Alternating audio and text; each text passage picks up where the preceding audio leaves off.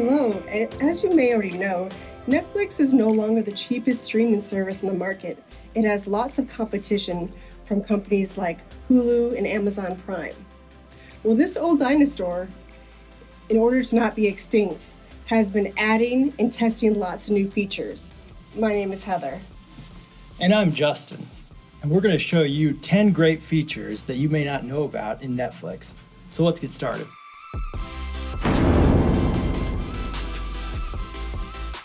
It is no secret that Netflix has been moving away from purchasing content from the large studios to creating their own. What you may not know is you can watch some of their original content for free without having a Netflix account. The selection changes occasionally and is limited, but hey, it is free. This is a great feature for those that don't already have Netflix and want to dip their toe in the water to experience the service or learn how to use it. Currently, shows like Stranger Things and Love is Blind are available for free. That reminds me, my friend asked me yesterday if I wanted to watch Doctor Strange. I had to decline because I had Stranger Things to watch.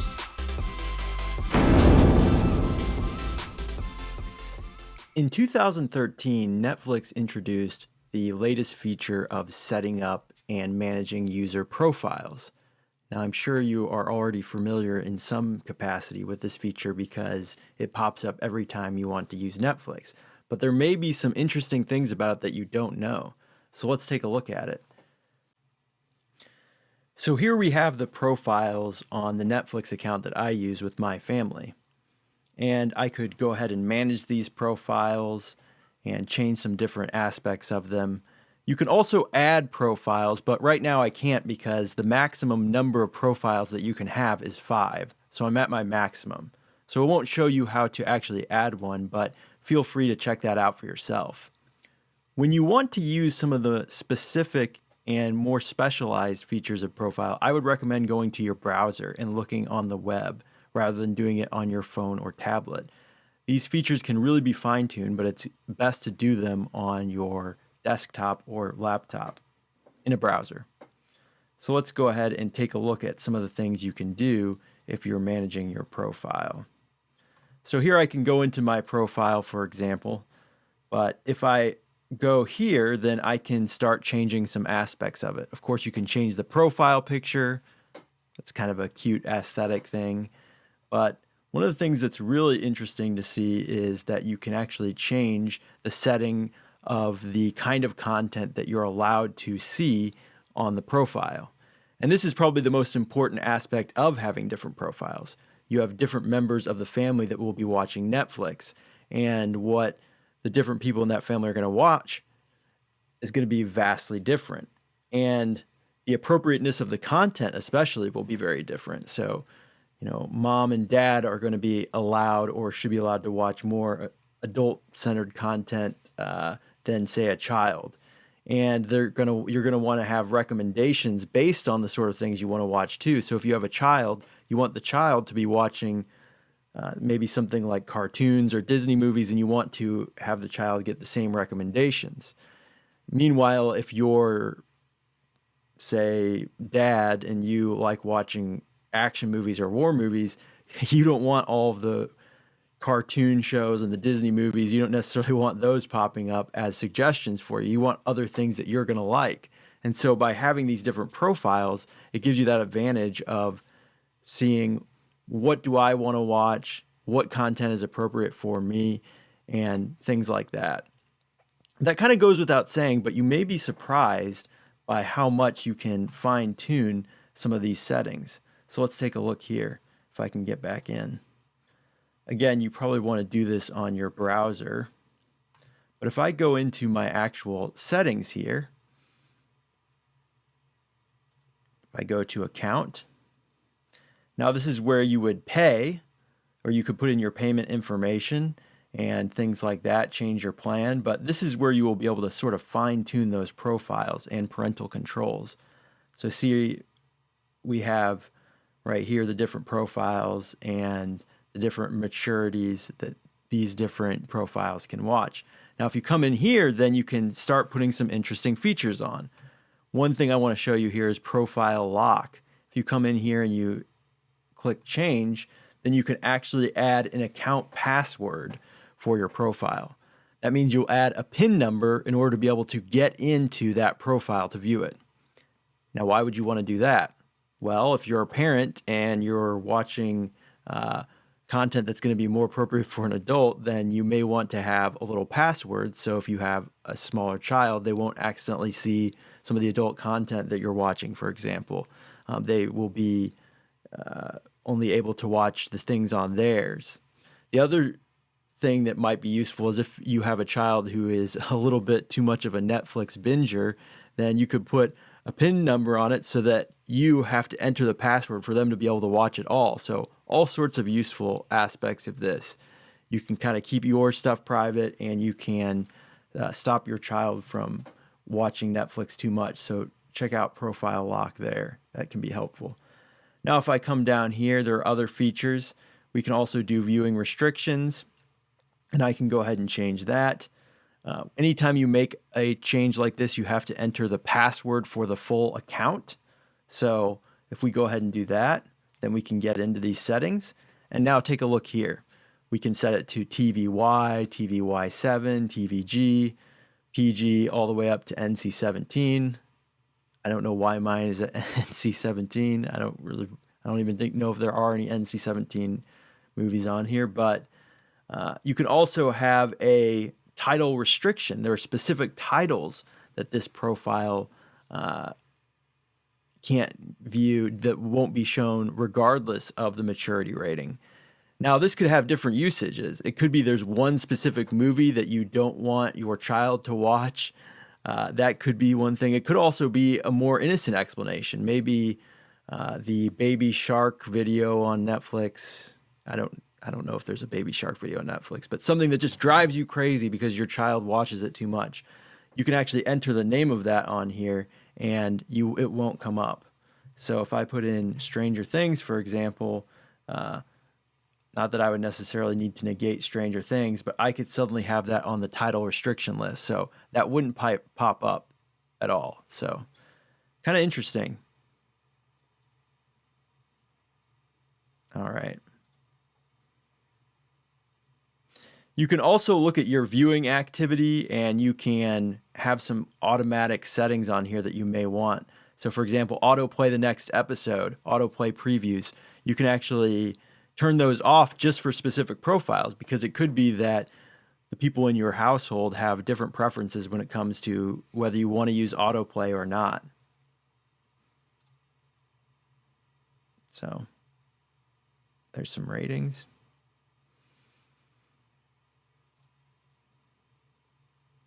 Yeah, so check this out. There's a lot of different things you can tweak there, but I think those are the most important aspects of using and managing profiles. Again, you all are probably familiar with the idea of having a profile that's going to give you specific suggestions depending on your taste, but maybe you didn't know all these other little features that you could do.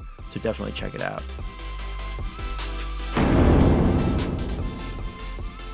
Don't you hate it when you're like 2 or 3 episodes into your favorite show and you're getting comfortable on the couch, eating some ice cream or some popcorn, and Netflix pops up with that annoying message that says, "Are you still watching?" Doesn't it feel really judgmental, like Netflix wants you to go read a book or something? Well, Netflix has updated their message. Let's find out what it is. So you've watched a few episodes of your favorite show, and that pesky "Are you still watching?" message comes up. Netflix says they do this so you don't lose your place in a show or use internet data if you're not actually watching. Previously, you would have to manually dismiss the message or turn off autoplay. Happily, Netflix is testing a feature that someone online has referred to as the sick day function, an option to turn off that pesky "Are you still watching?" pop-up. Netflix is currently testing it in several markets. The new pop-up has 3 options: ask again later, play without asking again, and I'm done. Still, turning off autoplay is still an option. All you have to do is follow these steps. From the web browser, go to your account page, open the profile and parental settings for the profile you want to manage, Change the playback settings, check or uncheck the option to autoplay next episode in a series for all devices. Don't forget to select save when you're done.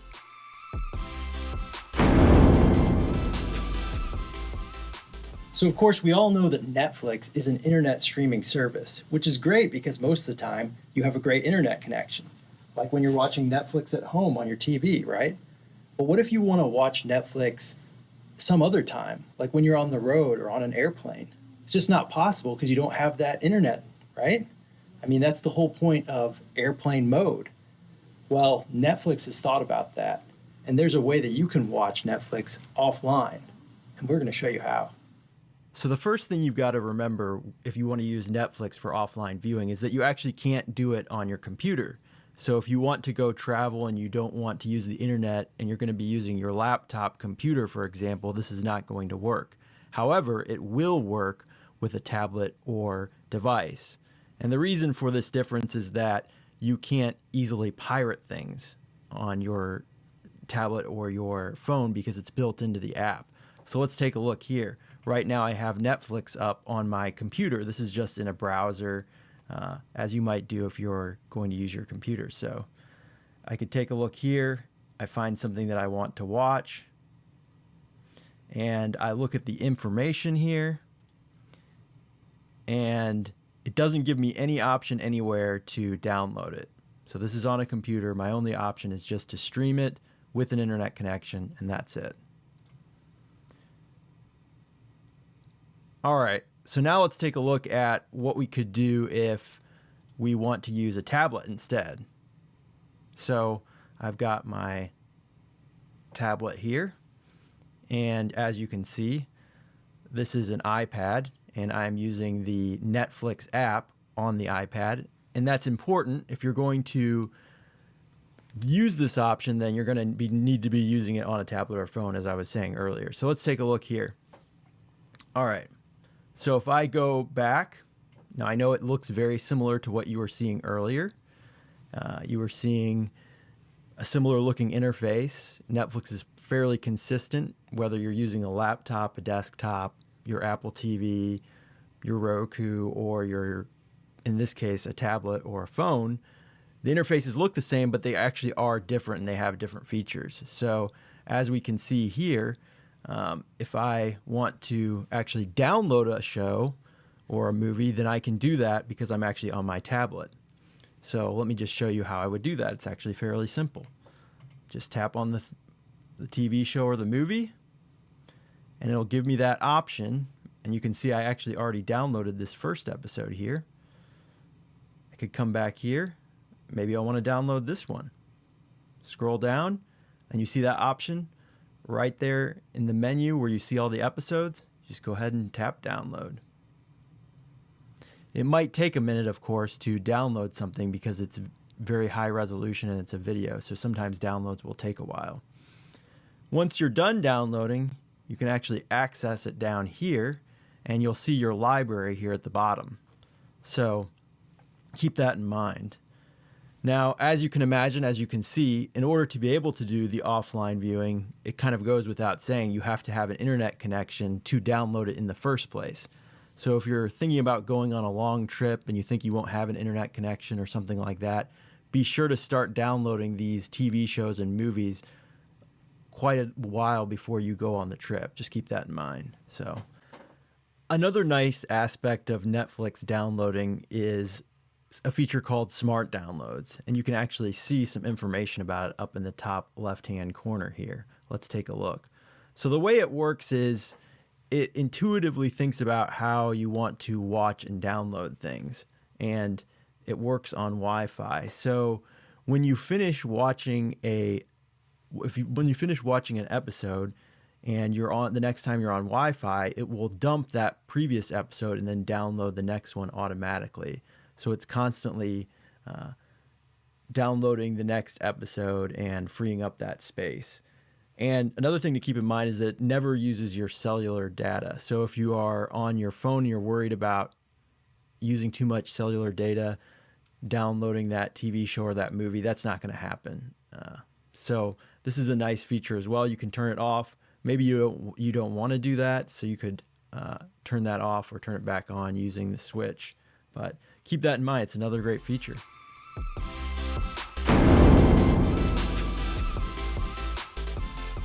How would you like to turn some of your favorite movies and TV shows on Netflix into audiobooks?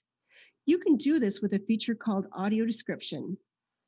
Audio Description is an optional narration that describes what is happening on the screen, including physical actions, facial expressions, costumes, settings, and scene changes. Naturally, it is intended so the blind can understand what is happening in the video. Additionally, people who are on the autism spectrum and those who are auditory learners have shown to benefit from the audio description as well. And you can use it too. It has become a trend for subscribers to use the feature when they are exercising, driving, or just to listen to as background noise. Give it a try today.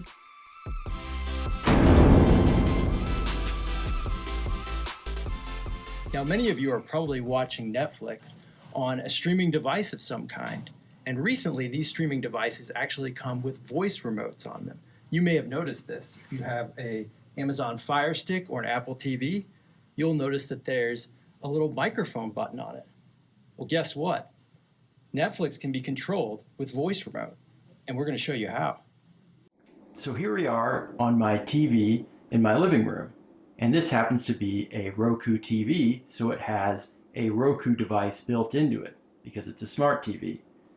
And here's the actual remote for the device. As you can see here, it does have a microphone button on it, which usually indicates that it has voice capabilities, which means that when I hold down this button, I can say something into the microphone and give it a command of some kind. Let's try it. Watch The Queen's Gambit on Netflix. And there it is. It comes right up.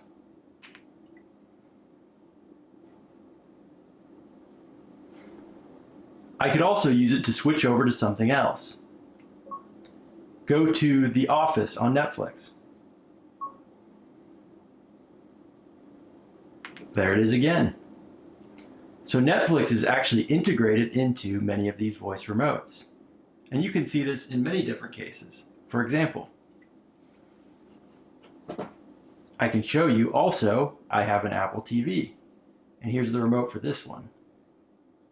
It also has a microphone button on it. And I could use that in order to ask to go to Netflix. So try using it. It's as simple as asking. These systems are very intelligent and they can tell what you want to see. So just use your voice assistant if you're ever confused or you don't know where to find a show. Instead of scrolling through all those different shows and movies, you can just use your voice and look it up. Pretty cool, right?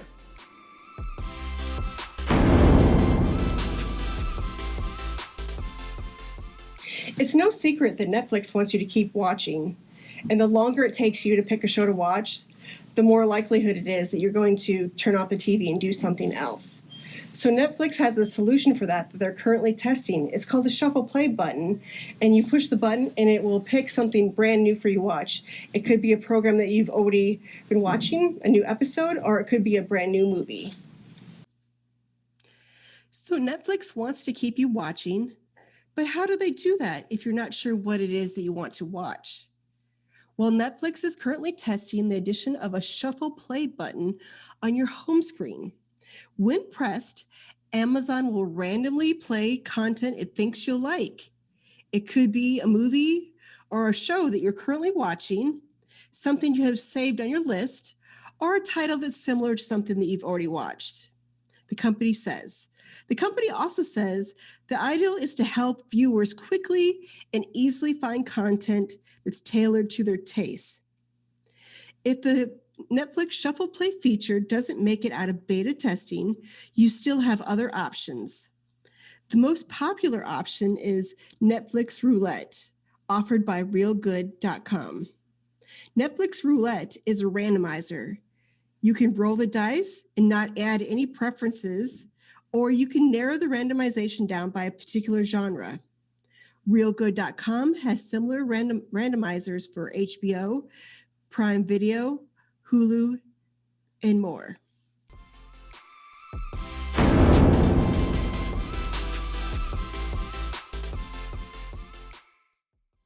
Hello, I'm standing here in my entertainment room right now, which is hooked up to a 4K HDR TV and a Dolby Atmos surround sound system.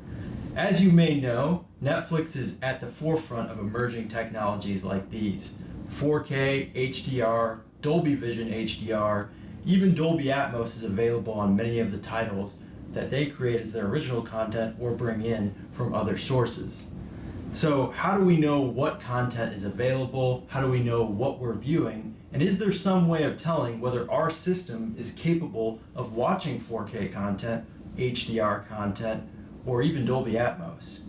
Well, interestingly enough, built into Netflix is a system where they can show you what formats your system is putting out and whether you're getting those features or not. So let's take a look.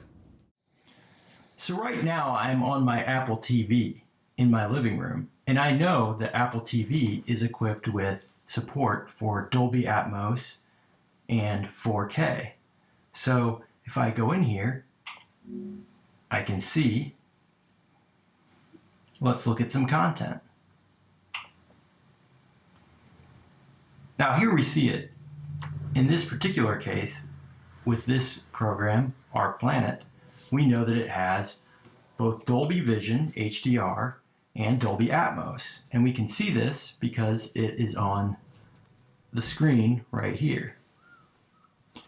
And this here is where you will see all of your different options for whether you have HD, 4K, 4K HDR, or not. It's always going to be on the menu screen.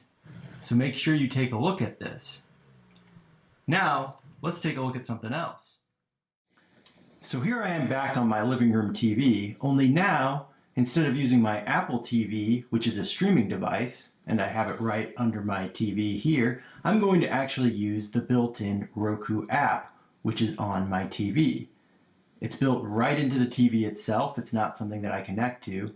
And a major difference is that because it's built into the TV, when I access Netflix here, I know that my system will not be set up for Dolby Atmos surround sound. So let's take a look at what happens if I go back to Netflix and I go to the same content. Remember before I was looking at Our Planet, and we know, because I just showed you on my Apple TV, that this has both Dolby Vision and Dolby Atmos. Now let's take a look here. We see Dolby Vision and 5.1 surround sound. That's because my system is only capable of putting out Dolby Vision and 5.1 surround sound system, at least on this TV. If I return to my AV receiver, then I would see both of those. So just always keep in mind when you are looking at the menu, this will show you whether you're capable of having certain formats, whether it's 4K, Dolby Vision, 4K HDR of some other kind, or even Dolby Atmos. And I can show you a couple of other examples you might see on your phone, for example. Just always look at this menu to see what format you're getting. Now let's take a look at the different audio and video formats on a different device. I showed you on my living room TV and my AV receiver, which had compatibility for Dolby Atmos and Dolby Vision HDR 4K, right? Now, my iPad Pro here has HDR, but it doesn't even actually have 4K despite having a beautiful resolution for being a tablet. So let's take a look at what Netflix says here. Once again, if I come into the Netflix app, and then I will go to Our Planet once again, and let's see what it says. So here we go. We can see here, it says Dolby Vision HD, and you can see it right here in the top corner, just like we had before. Dolby Vision HD. Now, Dolby Vision is a standard. It's a high dynamic range standard, but it doesn't necessarily have to go with 4K. A lot of times people think that high dynamic range and 4K always go together. Not necessarily.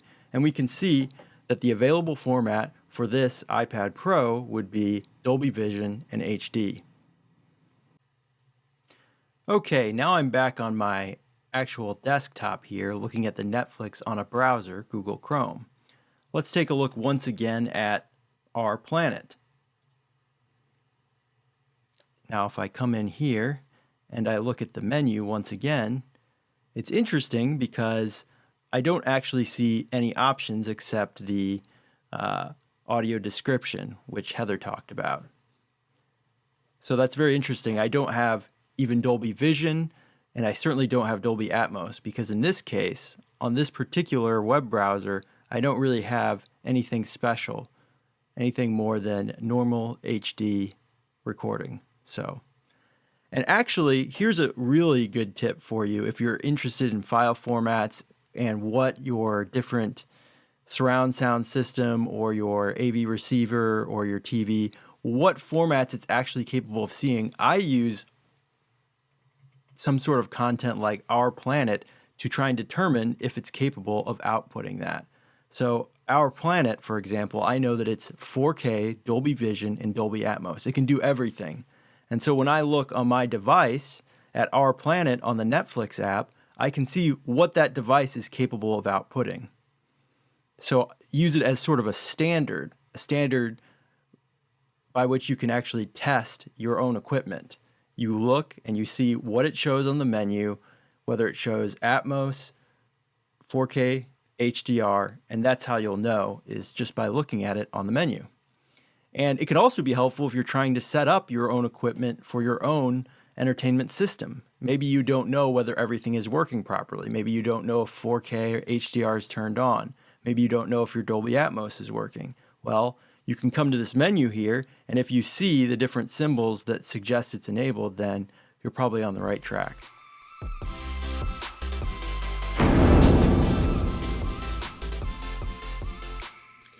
Netflix wants you to believe all their content is of the highest quality and amazing, so it can make finding trustworthy ratings difficult.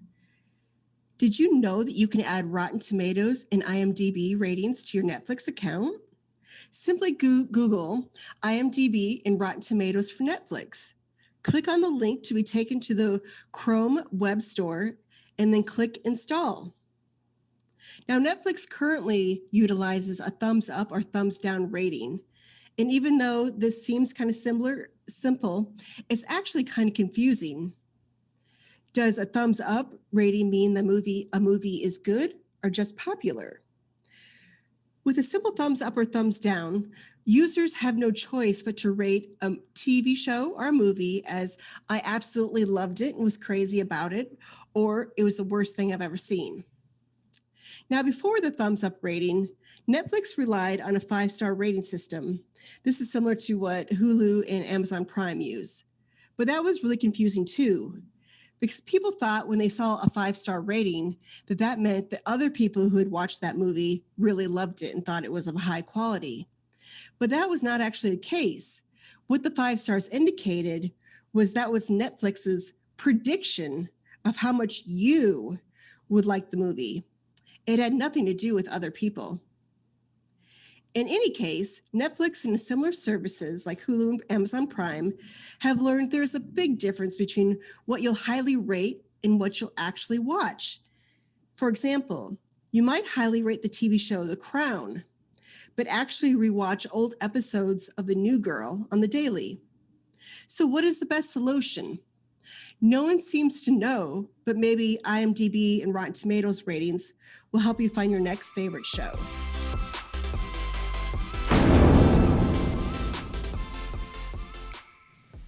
We've all been there.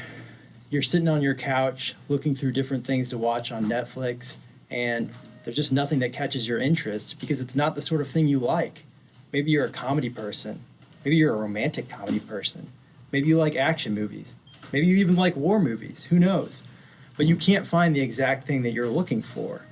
Maybe you scroll down and you go through those little rows of different things that show you what movies you could watch, but nothing really catches your interest because it doesn't show you the exact genre or category that you want. Well, what's interesting is that Netflix has a sophisticated system in order to categorize its different films and TV shows. And it's actually through numbers. We call those Netflix secret browsing codes. And we're going to show you a little bit about them now. Now, if you want to use Netflix browsing codes, you're going to have to use Netflix in your browser. That's one disadvantage of this nice little tip, is that you can't really do it on your tablet or your phone or your Roku, for example. You'll need to be in a browser in order to be able to do this, because what you're going to be doing is you're going to be typing in URLs, the things that you see up here. So let me show you what I'm talking about. If you look up at the top here, you see how I have netflix.com/browse/genre/1770. That number, 1770, is actually the number code for Westerns. Pretty interesting, right? And if we go to this website over here, netflixcodes.com, this has a list of all the Netflix browsing codes that you can look through in order to find something that you might like. So you may just want to bookmark this page if you want to browse different genres more easily. Now here's the thing. If you prefer watching on your tablet, your phone, or again, some sort of internet streaming device, I would recommend finding the things that you want to watch on your computer in your browsing window, just like this. And then when you're ready to watch it, bookmark it or start watching it and then come back to it on your phone. So here's what I mean. Let's say I want to watch a classic comedy. And so I could either click on this link here, or I could put in the browsing code at the top, 31694. I could just type that in. Or I could use a website like netflixcodes.com in order to find it. So now I have classic comedies come up. Now, what I could do is look at the info here and then add it to my list. And maybe you all have done that before. So now once I've added it to my list, then let's take a look here. My list, and then I can go to Back to the Future. So I've gone in there and I've selected it. And there you go. So I highly recommend using Netflix secret browsing codes. Well, they're not secret, but we like to jokingly say that. If you're looking for things in specific genres and you can't really find something very easily. So check it out.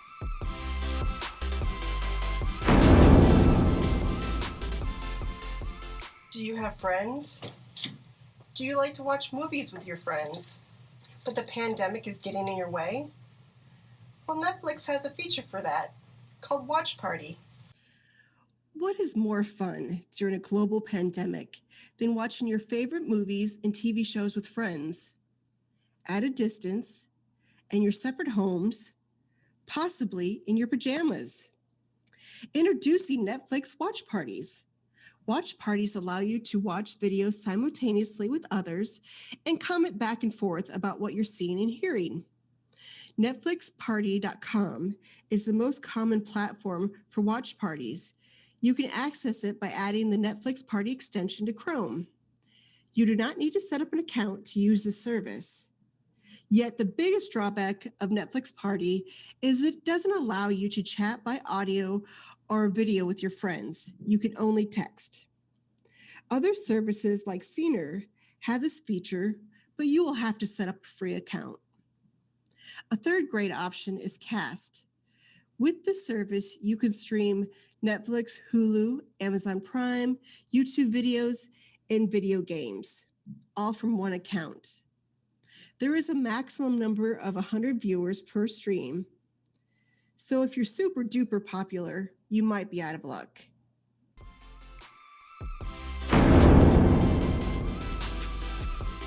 Here's one more little bonus tip that's not even really a tip, and you probably have noticed it already, but one thing that's interesting about Netflix, as you know, is that they're constantly adding great new content, and you might not even be able to keep up with it. Something might slip by you that you really wanted to watch, but you didn't even know. Well, Netflix actually notifies you when there are new things coming out. So you'll get a little notification on your phone. It will be a sort of badge or a notification in your notification center. And you can come down here and look at it, and you'll see coming soon.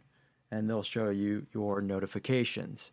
So you see how I went here to coming soon, or maybe the notification bell will come up. I look at notifications and I've got a nice little list of different things that are going to be coming out soon. And many of these have already come out because these were notifications I received earlier. I received notifications on October and a little after that telling me new things that were coming out. So if you put on those notifications, if you put that in your settings, then you will be notified of new and interesting upcoming things, including new TV shows like Unsolved Mysteries Season 2, but also top picks that you might enjoy of movies that have already come out, like Moneyball. So just keep that in mind. It's another nice little feature. Thank you for watching this video. We hope that these 10 features that we showed you will be helpful in the future. And thank you for watching the How To Festival. Get back to watching some Netflix now. And if you have any questions, you can always give us a call at the Mindorf Cordell branch. We love technology and we love sharing it with you. Have a good one.